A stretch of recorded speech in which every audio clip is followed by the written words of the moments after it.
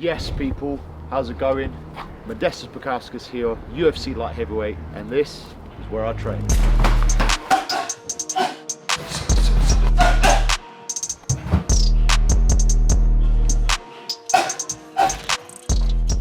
So I moved into this house, it was literally the day after I won my second professional fight, so it was a bit of a manic situation, you know, just won a fight, had a fight the night before and the next day moving into the new house. And essentially we only had the apartment, and then afterwards there was a garden, the half of the garden that was for sale.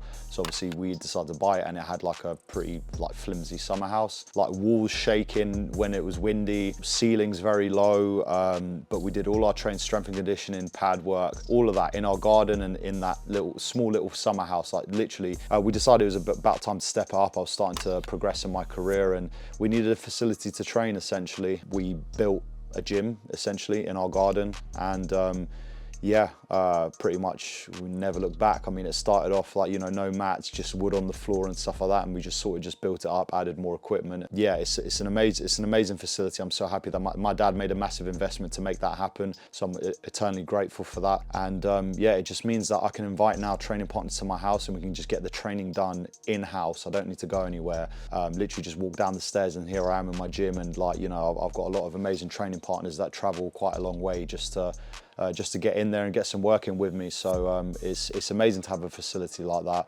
And yeah, I think it'll be like a main base of a lot of my, you know, well, pretty much most of my training sessions. So I'm very grateful that I have that available to me, because not many people do. No, because a lot of people just defending. How many times they getting knocked out because guy hits at the same time? The best example, Derek Lewis, uppercut.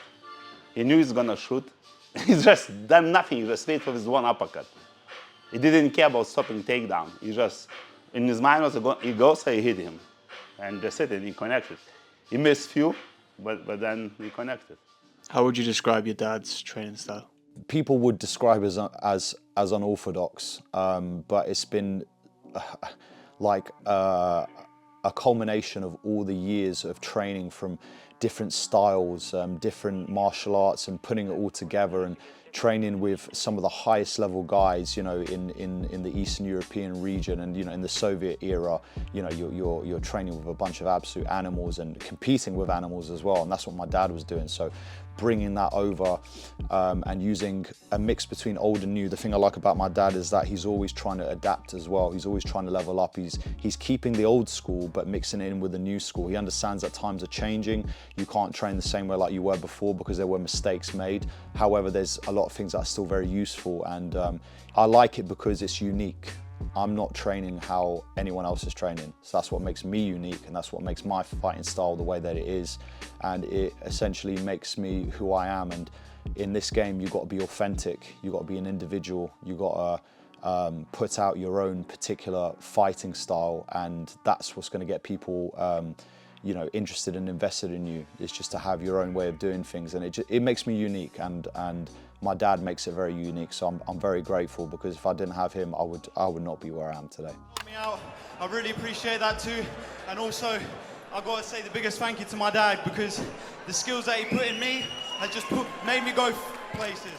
How would you describe your philosophy when it comes to training overall? Like, what's your approach to training Modestas so he's as prepared as possible for these fights?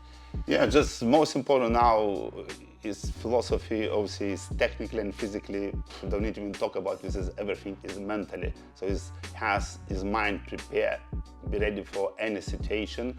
And yes, why we have very different training partners that don't used to the same thing all the time. So philosophy is just be ready, you know, for any situation, and just anticipate whatever comes at you, and just sit. And when you're hitting, just think about target last second, not like overthink too much, and not too much think in where is strong his opponent, but implement where you are strong. Do you think there are any advantages of that father-son relationship? Does that help the training? Does that hinder the training?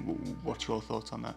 It depends, I think, on the person. Sometimes helps, sometimes not. But in our relationship, definitely helps because we're together training since he was 5 years old, and I myself teaching since '86. So it's like long time. So our relationship, why is good, not only as coach and student, but also as father and son, and as we're just very good friends. So our very close relationship is in everything we do. So in our case, definitely works very well. We went through very hard times together, through good times, and we're still together after so many years.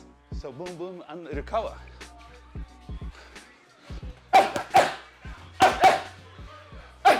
This is way till I touch you here. Yeah, and here you go from distance. Yeah. Touch. Yeah. Ground and pound. How much do you know about your dad's background then, in terms of like his martial arts and his training? You told me before he started training in 1986 or something. Yeah, he started training ages ago. He was doing karate. He did sambo. You know, he went to the army. So he just had he created his own art, combat self-defense, and this is what I utilize today.